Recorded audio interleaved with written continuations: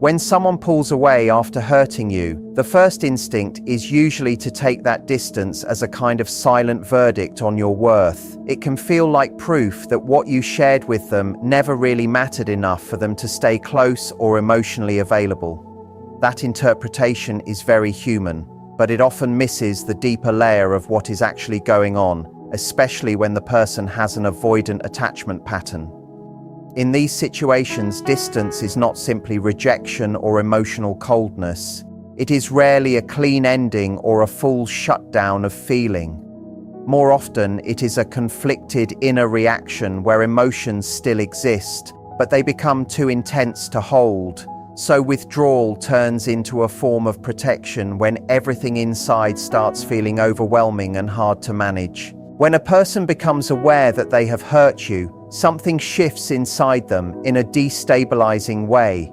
It is not just basic guilt, but a stronger sense of exposure, where they suddenly realize they have caused emotional damage and are now facing expectations of accountability, repair, and emotional responsibility. In that moment, vulnerability stops being optional. For someone who relies on control, independence, and emotional distance to feel stable, this awareness can feel like their internal balance is collapsing. Instead of moving toward you to fix what happened, they often instinctively move away to calm their nervous system and regain stability. From the outside, it looks like indifference, but internally, it is usually an overwhelmed attempt to handle emotions they do not fully understand or know how to process.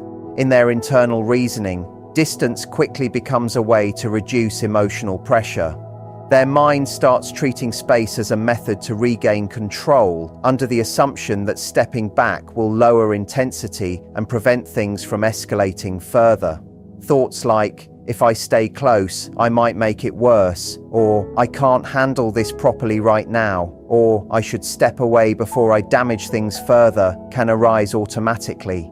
It is not always a conscious decision to disconnect, but more of an unconscious coping strategy to manage emotional overload. From their perspective, pulling away can even feel responsible in that moment, even though it does not actually solve the underlying emotional issue or bring real resolution. The core misunderstanding happens because the same distance is experienced in two completely different emotional realities. For the person withdrawing, it feels like a temporary way to settle internal overwhelm and regain control. For the person left behind, that same silence feels like abandonment, rejection, and emotional erasure. You are left holding the emotional weight of what happened, looking for clarity, acknowledgement, or repair, while receiving nothing but withdrawal. That silence does not feel neutral at all. It often feels like the wound is continuing rather than healing, and it creates emotional disorientation that makes closure difficult. The important distinction here is that avoidance is mainly focused on self-regulation, not relationship repair. Real healing requires emotional tolerance, accountability, and the ability to stay present even when discomfort is high. It requires sitting with consequences long enough to understand them and taking consistent steps to rebuild trust. Self-regulation, especially in avoidant patterns, is different because it prioritizes immediate relief over long-term resolution. The focus becomes reducing emotional intensity as quickly as possible, even if that means stepping away entirely, which leaves both sides stuck in unresolved emotional tension. There is another deeper layer to this pattern. For many individuals with avoidant tendencies, closeness is not experienced only as safety or connection. It also carries a sense of risk. Intimacy can trigger fears of losing independence, becoming emotionally overwhelmed, or being seen too clearly in ways that feel exposing. So when conflict happens, especially after they have caused harm, closeness becomes tied not just to connection, but also to accountability and emotional confrontation. If they do not have the internal capacity to stay present in that state, withdrawal becomes their automatic protection. The irony is that this very protection often creates the exact outcome they fear most, which is deeper emotional distance and disconnection. This leaves you in a confusing emotional position where someone's internal experience does not match their external behavior. They may feel more than they show, yet their actions communicate distance exactly when clarity, closeness, and repair are most needed. It becomes important not to confuse that withdrawal with your value or the significance of what existed between you. In this context, distance reflects their way of handling emotional stress rather than your importance. Still, understanding this does not mean you are expected to endure endless absence. Intent does not cancel impact. Even if their behavior comes from fear or overwhelm, you are still left with the emotional consequences. The real decision becomes how you respond to that distance, whether by waiting in uncertainty or recognizing its limits and choosing emotional clarity for yourself. Because when distance avoids accountability, it stops being protection and slowly turns into delay, and repeated delay doesn't stay harmless for long. Over time, it hardens into emotional loss. If you look a little deeper into this pattern, there is usually something quieter underneath it that shapes the whole response more than people realize, and that is guilt. Not the kind of guilt that naturally leads someone back toward repair, but a heavier, more internalized version that doesn't move outward into action. Instead of creating the thought, "I need to fix this," it collapses inward into something like, "I am the problem," or "I'm someone who causes harm." And once guilt turns into identity like that, it becomes emotionally difficult to face directly. For someone who relies on being controlled, self-contained, and emotionally steady in the eyes of others, that inner label feels destabilizing. So rather than staying close to repair what happened, they begin distancing themselves from the emotional weight of it. They start forming internal explanations that make withdrawal feel reasonable, even responsible in their mind. Thoughts like, "If I go back, I'll only make things worse," or "If I try to explain, I'll be misunderstood," or "I'll lose control again if I stay in this," begin to surface. These are not always fully conscious decisions. They function more like emotional defense mechanisms that reduce pressure in the moment. The result is that distance starts to feel like the mature choice, even though, in reality, it is often avoidance disguised as self-control. True responsibility works differently. It does not remove a person from the impact they created. It keeps them inside it long enough to acknowledge it clearly, sit with the discomfort, and take part in repairing what was damaged. That is exactly the emotional space avoidant patterns tend to struggle with most. And the complexity grows because guilt doesn't actually disappear when someone withdraws. It lingers quietly in the background, resurfacing in memories, in reflective moments, in the awareness that something was left unresolved. But instead of pulling them back toward repair, it often reinforces the belief that returning would be too emotionally heavy, or that they are not equipped to handle that intensity. So avoidance becomes self-reinforcing. The more they feel they have failed, the more they retreat from trying again. From your side, this can feel deeply confusing because guilt, in healthier relational dynamics, usually leads to repair. It leads to apology, conversation, accountability, and change. So when none of that follows, it is easy to assume the feeling is absent altogether. But in avoidant dynamics, the feeling can exist internally without ever translating into behavior that repairs the connection. And relationships are not sustained by internal emotion alone. They are sustained by visible action, communication, and consistency in showing up even when things are uncomfortable. This is why unresolved guilt can sometimes feel more painful than no guilt at all. With no guilt, there is at least clarity, but with unprocessed guilt, there is emotional suspension. Something feels unfinished, but nothing moves forward to complete it. You are left in a space of uncertainty, trying to interpret silence that feels loaded but never clarified. Over time, that kind of waiting becomes its own emotional burden. You start questioning your own interpretation, wondering if you expected too much or misunderstood what the silence meant. But silence in this context is not neutral. It is the absence of repair, regardless of the internal conflict behind it, and that absence still lands as emotional distance for you. Understanding the psychology behind it can bring clarity, but it should never replace your own emotional reality. Empathy is not meant to erase responsibility, and awareness is not meant to excuse inaction. At a certain point, the reason behind someone's withdrawal becomes less important than the reality it creates.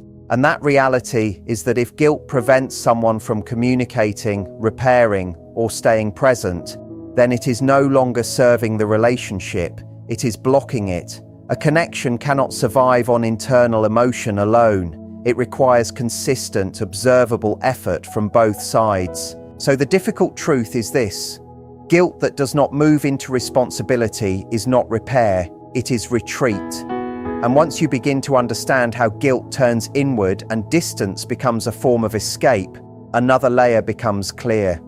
Even in that silence, the connection doesn't simply vanish for them, it changes form. This is where the most confusing part appears, because they can miss you and still not return. For many people, missing someone naturally pushes them toward action, toward closing the gap and repairing what was lost. But for someone who avoids emotional discomfort, that same feeling stays internal. It is noticed, remembered, even revisited in quiet moments, but it does not translate into movement. They may think about you, replay conversations, or feel the weight of what was lost, but the same internal system that pushed them into withdrawal in the first place is still active, and it keeps emotion from becoming action. The same fear of emotional exposure, the same discomfort with vulnerability, and the same uncertainty about how to repair what was damaged, all continue to exist underneath the surface. So instead of allowing longing to guide them back toward you in a direct way, they keep it contained within themselves. They experience it internally, but they do not act on it. And over time, something subtle but important shifts. That longing stops functioning as a bridge back into connection and starts existing more as an internal experience than a behavioral one. You become someone they think about rather than someone they actively reach toward.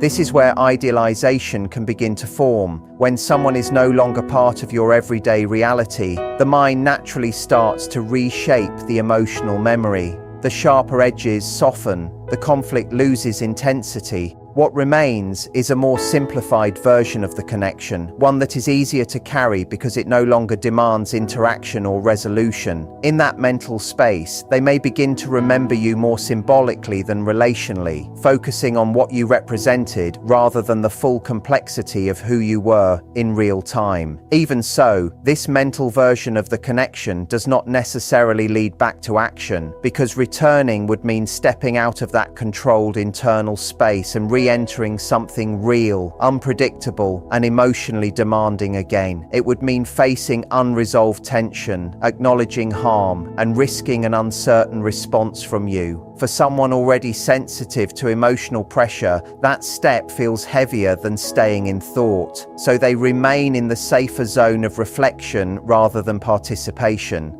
This is where the gap between both experiences becomes most painful. From your side, connection is defined by presence, communication, repair, and consistent effort, especially when things become difficult. So when someone stays silent, avoids reaching out, or does not take steps toward repair, it naturally feels like a message about your importance. It can feel like you are not valued enough to be chosen in action. But internally, the reality is often more complicated. It is not necessarily a lack of significance, but a limitation in emotional capacity. What the relationship required in terms of accountability and vulnerability exceeded what they could currently tolerate. So instead of engaging with it, they retreat into a version of the connection that does not demand anything from them. This creates a clear emotional imbalance. You are relating to what actually happened in real time, the words, the impact, and the need for repair. They are relating to an internal version built from memory, emotion, and selective recall, where discomfort is minimized. Those two realities do not meet. They run in parallel without truly intersecting. And that is why it can feel like you are carrying something alive and unresolved, while they are carrying something distant and contained. This kind of pattern is difficult to detach from because it is not fully empty. When there is nothing there, acceptance eventually becomes simpler. The mind reaches closure because there is no ongoing signal to interpret. But when emotion exists without action, it creates an open loop. That space invites interpretation, meaning-making, and hope. You start wondering if timing will change things, if distance will create realization, or if silence is just a phase before return. The mind keeps trying to complete what is left unfinished. What often gets overlooked is that time alone does not resolve this kind of internal split. Distance does not automatically turn fear into clarity. Silence does not automatically create readiness. In many avoidant emotional patterns, time actually reinforces the comfort of distance. The longer it continues, the more the nervous system adapts to separation as the safer state. Going back does not become easier over time. It often becomes more emotionally loaded because it becomes associated with pressure, exposure, and responsibility. So the conflict does not disappear, but it becomes less visible externally. It quiets down on the surface without being resolved underneath. And that is why it is so important not to misread internal struggle as guaranteed progress. Feeling torn does not automatically mean movement toward change. Awareness does not automatically lead to repair. Emotional intensity does not guarantee the capacity to act on it in a stable, consistent way. What actually matters is what that internal experience produces in behavior. Does it lead to repair, communication, and consistency, or does it repeatedly cycle back into withdrawal? In many avoidant patterns, the answer is that withdrawal becomes the default outcome because it regulates emotional pressure. Stepping back reduces intensity, restores a sense of control, and makes emotions feel more manageable. But what feels manageable is not the same as what builds connection. Manageability reduces discomfort, while intimacy requires staying present in it. Over time, what feels easier internally can gradually replace what is emotionally real externally. Distance becomes familiar, silence becomes structured, and emotional closeness starts to feel heavier than emotional absence. This is where the deeper distinction becomes unavoidable. Emotional reality for one person may be oriented toward expression, clarity, and shared processing, while for the other, emotional reality can remain internal without needing to become action. Neither pattern is simply a choice in the moment. These are learned ways of handling vulnerability and stress. But when it comes to relationships, only emotion that consistently translates into behavior can create stability.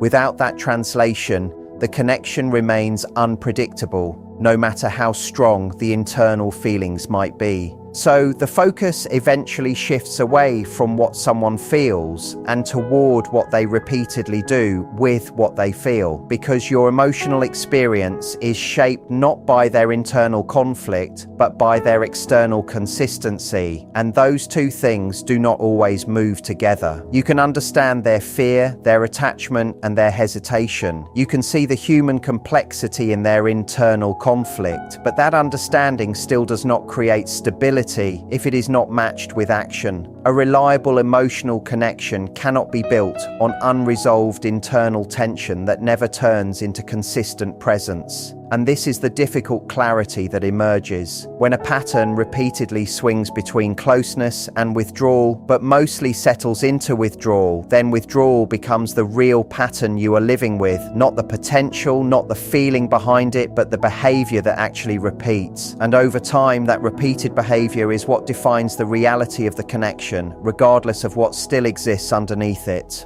In the end, the most difficult part of this kind of dynamic is not the absence of feeling, but the absence of consistency, because inconsistency keeps you emotionally engaged in something that never fully arrives. It creates a space where meaning is always being suggested but never confirmed, where connection feels close enough to hope for, but distant enough to never stabilize. And over time, that in-between space becomes emotionally draining because it keeps your mind and heart in a constant state of interpretation instead of resolution. you start to realize that clarity does not come from trying to decode someone's internal world, no matter how complex or emotionally layered it may be. Clarity comes from what is consistently shown, repeated, and acted upon in real time. Because relationships are not sustained by what someone feels in isolation. They are sustained by what someone is willing and able to do with those feelings when the emotional weight becomes real. Without that translation into action, even strong emotions remain incomplete in terms of building something stable. What makes this even more challenging is that understanding their internal conflict can create empathy, and empathy can quietly delay acceptance. You begin to hold space for what they might be feeling underneath the silence. And in doing so, you may overlook the emotional cost of what that silence is doing to you. But emotional understanding is not meant to replace emotional reality. You can understand someone deeply and still acknowledge that the pattern between you is not giving you consistency, safety, or repair. What often gets missed in these situations is that emotional distance does not always mean emotional absence, but it also does not automatically mean emotional potential either. It sits in a complicated middle space where something is felt but not acted on, and that gap is exactly what keeps people stuck. The mind tends to overvalue what is felt internally because feelings feel like truth. But in relationships, feelings are only one part of the equation. The other part, the part that actually determines outcomes, is behavior over time. When someone is inconsistent, your nervous system doesn't experience it as neutral. It experiences it as uncertainty, and uncertainty keeps you alert. You start scanning for meaning in small signals, replaying past interactions, and trying to predict future movement from limited information. This creates emotional overinvestment in patterns that are not stable enough to support that level of attention. The connection becomes mentally active even when it is relationally inactive, and that mismatch is where exhaustion begins. Another layer underneath this is how people attach meaning to effort. When someone struggles internally, it can look like depth or hidden care, but struggle alone is not participation. A person can feel a lot and still not show up in a way that builds trust. This is where many misunderstandings form, because empathy naturally wants to translate inner conflict into hidden commitment. But in reality, internal conflict without behavioral follow-through does not create safety. It only creates ambiguity. Over time, ambiguity has a specific emotional effect. It keeps hope alive, but it weakens certainty. Hope without certainty is what creates emotional looping. You are not fully detached, but you are not fully secure either. You stay in a state of partial connection where you are emotionally available to something that is not consistently available to you. That imbalance slowly shifts your focus from how the relationship feels in practice to what it might mean in theory.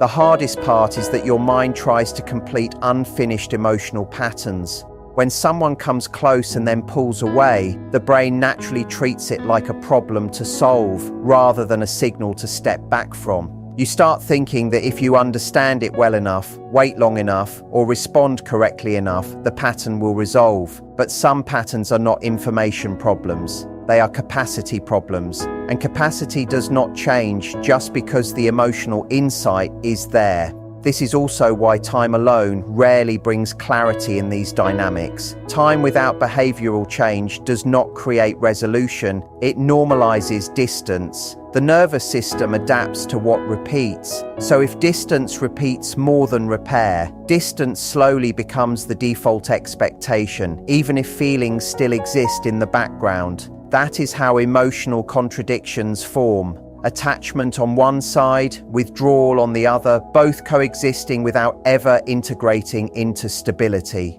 So the most grounding realization is this: even if there is care, even if there is attachment, even if there is internal conflict, none of it can replace the need for consistent presence. A connection that only exists in memory, thought, or intermittent emotion will always remain unstable in lived reality. Because stability is not created in moments of feeling, it is created in patterns of showing up. And when you strip everything back, what remains is a simple but honest truth. If someone repeatedly returns to distance instead of repair, then distance is not just a reaction, it becomes the relationship pattern itself, and no matter what is felt underneath it, that pattern shapes what the connection actually is in practice. Not what it could be, not what it once felt like, but what it consistently becomes. This is where emotional maturity often enters, not in forcing someone to change, and not in denying what you feel, but in seeing the situation for what it repeatedly demonstrates. Because real emotional clarity is not found in holding onto possibilities. It is found in recognizing what is actually being lived and allowing that recognition to guide what you choose to continue investing in and what you finally choose to stop waiting for.